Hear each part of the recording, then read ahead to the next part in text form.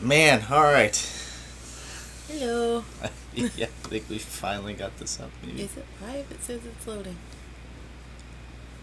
Yeah, it's this whole live thing is new to us, so please bear with us as we're setting this up. I think it's live now. Or Okay. something else was loading. Alright, so I'm Jay Hooligan. I'm Hooligan V. Yes, so thanks for joining us today. Yeah, so let me adjust this just a little bit. Hopefully that'll turn out a little bit better. Yeah, thanks for bearing with us as we're trying to figure out this whole live thing. This is the first time we're going live on this page, but we wanted to do a video today because I know you wanted to talk about the new media loophole that's been going on here. So, when did I put that video out? Jeez, Like a month ago? was it a month? Was it only a month ago? Yeah, we're in February. It's like we survived a month. It's much different than 2020, thankfully. But yeah, we are in February. Welcome to February. But we wanted to do so the video I put out last month, and there was another one. There were two that I put out last Yeah, month. you put one in December and then December. end of December or the 1st, and then you put one out like I don't know, middle of January. Something like. And I was talking about the new media loophole, and yeah, that's been a big one because vertical integration has been huge. It's been bypassing a lot of people's radars because everyone's focused on. They were focused on the elections. They were focused on big tech because there are antitrust cases going on with big tech, but not necessarily for Hollywood studios, which is very, very surprising because they've been very open about it for at least a couple years now. And I think I mentioned it on another post where I had said, that since last year. And it's actually, no, they've been making a lot of power moves since last year, which is what's different. So yeah, I guess the new media loophole. So what is it? Alright. Go back into the history so we can catch you up. New media loophole. Alright, so in 1920, there was a movement by indie filmmakers and movie theaters. And what they had done was they band together since the big six, the big studios that were back then, they were monopolizing the industry. So there was a practice on there called block booking that they would use where they would send out groups of their films to theaters, and it was massively unfair because they would keep their best movies for themselves to show at their own theaters that they own. So vertical integration is they owned all the actors, directors, and content as well as the distribution channels, and they fed pretty much scraps to everyone else, like the theaters.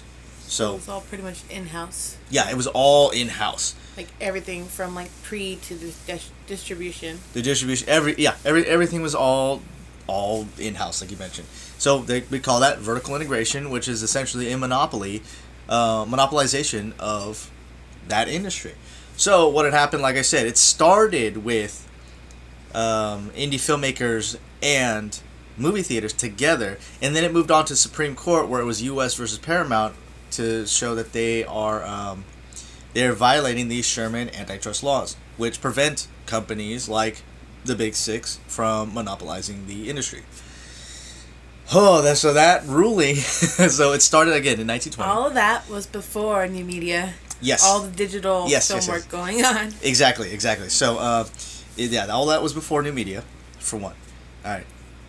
After that, what had happened was in 1948, the ruling finally passed by Supreme Court that in U.S. versus Paramount, that they were in fact creating a monopoly and ruled against the Big Six. So we won that, but again, it didn't technically start in the Supreme Court. It started with indie filmmakers and movie theaters because we were getting short end of stick. We were getting paid less, right, for our content because they would own all of the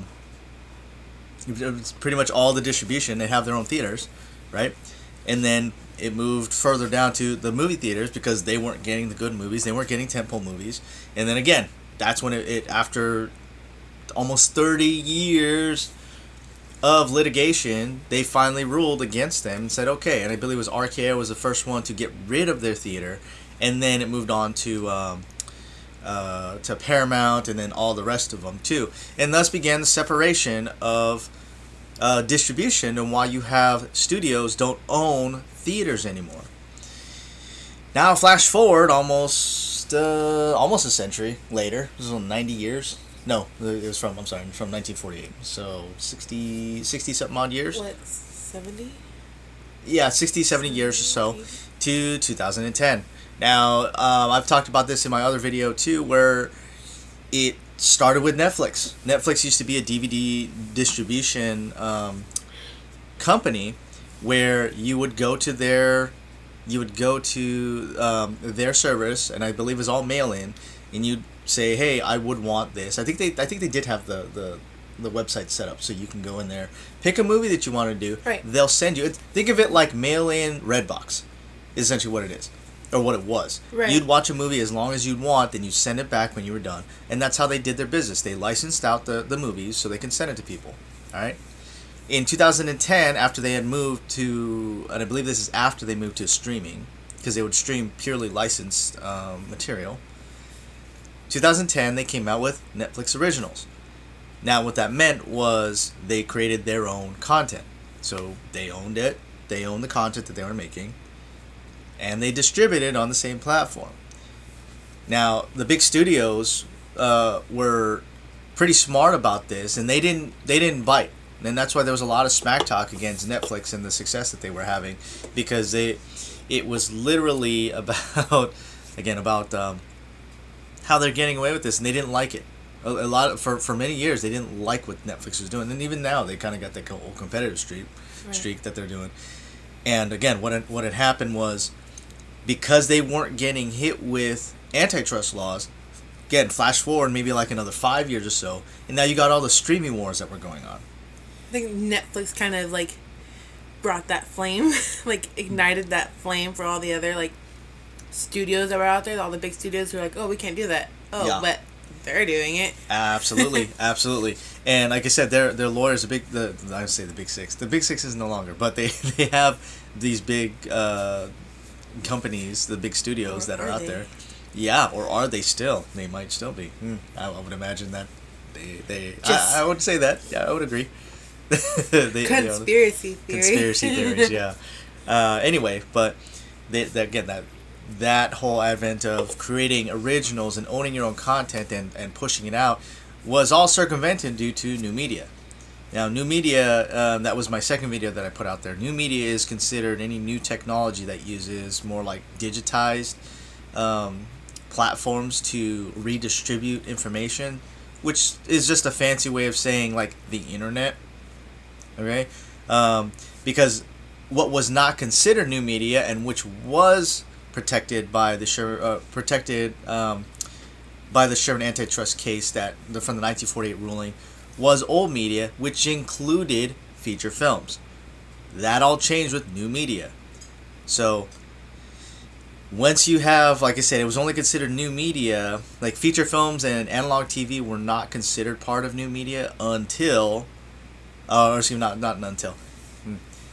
were not considered part of new media unless they were redistributed across new media channels, aka the internet. Right? So that's essentially how that came to be. So that is where all the streaming wars came up, and why it's been so interesting to watch. And it's funny seeing history repeat itself literally 100 years later, where they're back to monopolizing it. And I know, like I said, I wrote that article in those previous videos about how Disney openly announced the remonopolization of the film industry. It's because that's literally what happened with the Big Six. They announced Disney Plus, even though technically Netflix was doing it already, and they were the first ones. But Disney was, again, one of that classic studio. See, Netflix started as a streaming company and then built into that. Versus, wasn't Disney back then during that time? Because Disney has been around for a while. Yeah. Right? Absolutely. Netflix is more of it was up and coming. It was up and coming, yes. But now it's been a while, so they should it should have been brought to their attention if they didn't know, right? By their lawyers or whatever. Yeah, what do you mean brought to their attention? Like, you know, the integration, the vertical integration. Sort of. Again, it was not because taught anymore but that's, in entertainment law school. But that was the new media loophole. Is because new media ended up getting, like special treatment. And it still is. That's right. Special treatment. You know why? Why? Because every single union for film has a new media side for any digital content that you guys put out. Mm-hmm. And they don't have any standard rules for it yet, even though it's been quite a while since we've been doing digital filmmaking. Yep.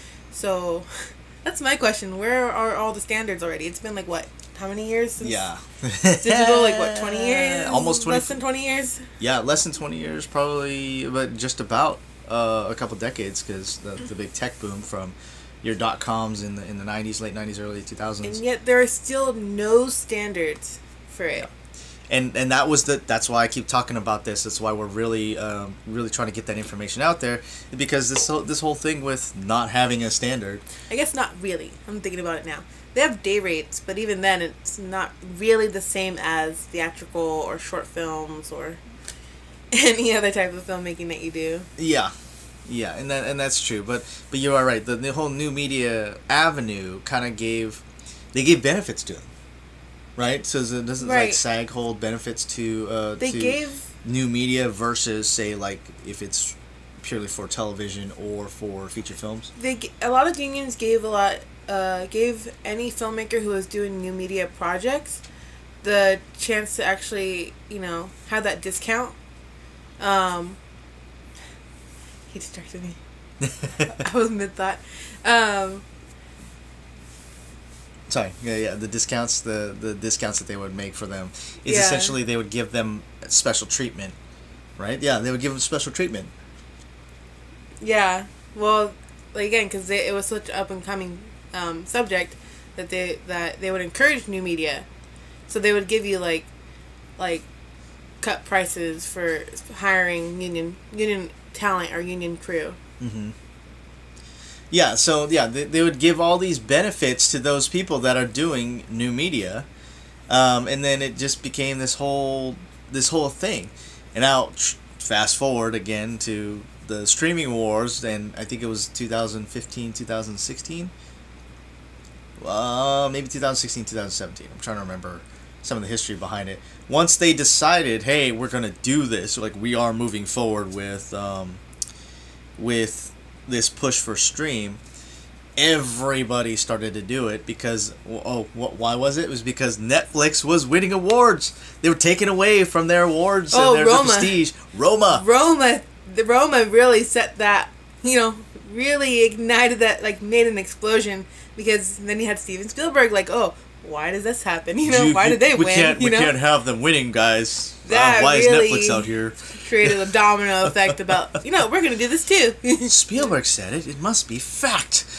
It's like, but that's the thing. If you look at the Academy Awards, their guidelines for that, I think it's you need to be at least in theaters for a minimum of like 14 days. The 14 or 30 days? No, for to be considered for the Oscars, you have to have a minimum. I'm pretty sure it was 14 days. The 30 days. I thought it was separate. 90 days. That's what I was thinking about. 90 days is the standard. So standard for tentpole release is 90 days before moving to stream. And that was the deal that they had, that studios had with movie theaters for tentpole movies, is they could not move to a streaming platform like Netflix until after the 90-day period. Okay, again, that was more for so theaters and other people that are benefiting from the theaters, like the sales for food and stuff like that, which help them replenish. That was so they can recoup some of that cost, and then the actors and the actual creators, whether they be indie or not, did get more of that benefit for that. And of course, I do understand that a lot of times they'll have theater or studios will have separate branches that do distribution, or just in their own company departments that work purely on distribution. But a lot of times they are not the same. Hey, thanks for checking out my video on here. If you like the content that I'm putting out, please be sure to like and subscribe down below and add a comment, because I'd love to see what your guys' thoughts are on this sort of content and these topics that I'm putting out there. Alright, until next time, stay golden.